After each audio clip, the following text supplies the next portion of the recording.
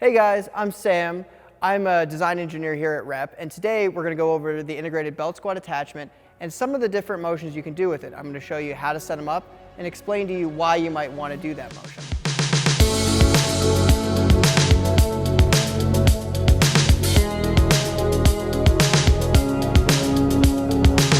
Movement number 1, the belt squat. So this is the easiest one to set up. All you're going to do is you're going to figure out the right length with your chain so you make sure that you have tension at the bottom of the lift. You're going to hook your belt into the carabiner. Get in the right position and start squatting. So one of the things to consider is your belt length. We've talked about before how a shorter belt is actually beneficial because it's going to help you get a little bit more of a range of motion. So what I'm doing here is actually using a short belt. So I have no problem getting down, hitting full depth. What we've also talked about before is if for some reason you're having trouble getting that depth, you can always put some plates down on the ground or just something to stand on that will give you like a little bit of that extra space if you know you're a different size than me or if you have a longer belt. Exercise number 2, the calf raise. If you're anything like me, you're kind of ashamed of your calves because I was not genetically gifted. So one of the cool motions you can do with the belt squat attachment is a calf raise. Normally I wear high socks and I just kind of try to hide my slender calves. But the belt squat attachment allows me to wear some low cuts and pump those bad boys with blood. Exercise number 3, marching in place. So just like belt squatting, all you got to do is grab your belt, hook it around your waist, stand up, and start walking from side to side. Now there's a couple different variations of this movement. One of the variations is just walking from side to side like I am right here.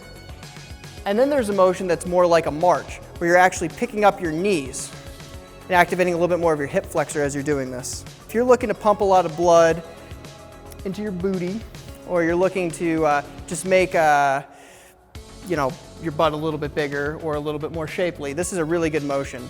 And again, this is one that doesn't really require a lot of weight.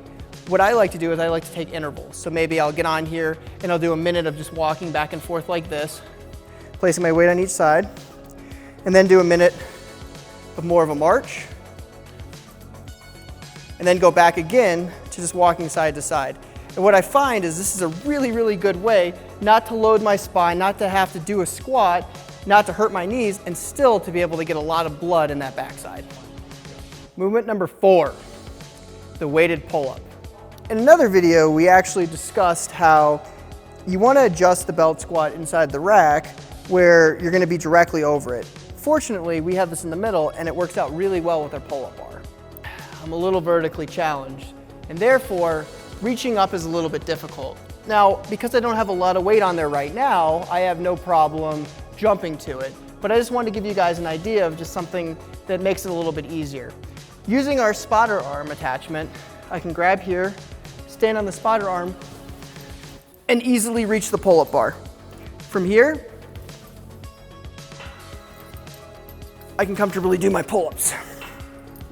So all the motions that we've done so far have utilized the belt squat attachment in the center of the rack. So luckily, with the belt squat attachment, it's easily adjustable so we can move it forward or backward. Now the motions we're going to do are going to be best done by having the belt squat attachment pulled a little bit farther out in the rack and giving us the pulley a little bit further outward. We're going to show you that now. Exercise number 5. On the path to still slaughtering legs, we're going to do a lunge with the belt squat attachment. You're going to grab the belt the normal way. Get yourself into a nice lunging position. You're going to sink down through the back leg. Exercise number 6. Similar to the lunge, we can do a Bulgarian split squat. So what I'm doing to make this work today is I'm actually using our leg tie down option for the lat pull down. Similar to before, I'm going to grab the belt, but this time I'm actually going to focus on facing backwards. What works best for me is to put on the belt in a forward direction, stand up, then actually spin around. Just like the regular lunge, I focus on driving my knee out and sinking down. And this gives a really, really good hip stretch and hip workout as well as quad and glute. So exercise suggestion number 7, the box step up. Just like with the Bulgarian split squat, I'm gonna put on the belt in a forward direction. Luckily I have a nice seat this time. I'm gonna stand up. I'm gonna then spin, because this is another motion where I'm not gonna be requiring a ton of weight to get a really good workout. I'm gonna put my leg up, step up, squeeze my glutes through.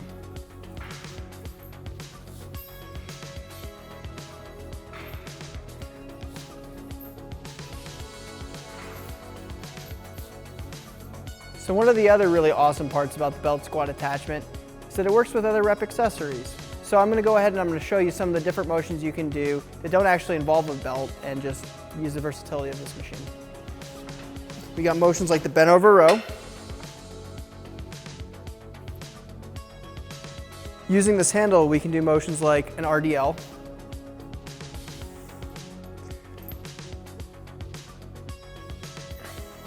A regular deadlift. Now I'm going to show you the ultimate motion, the one that's most important to me and I think to everyone else out there is probably equally as important. The bicep curl. I personally feel healthier already. We showed how versatile the belt squat attachment is. Now keep in mind we had incredibly limited equipment and we were still able to hit all of those motions. Send in your videos and we can't wait to see what you come up with.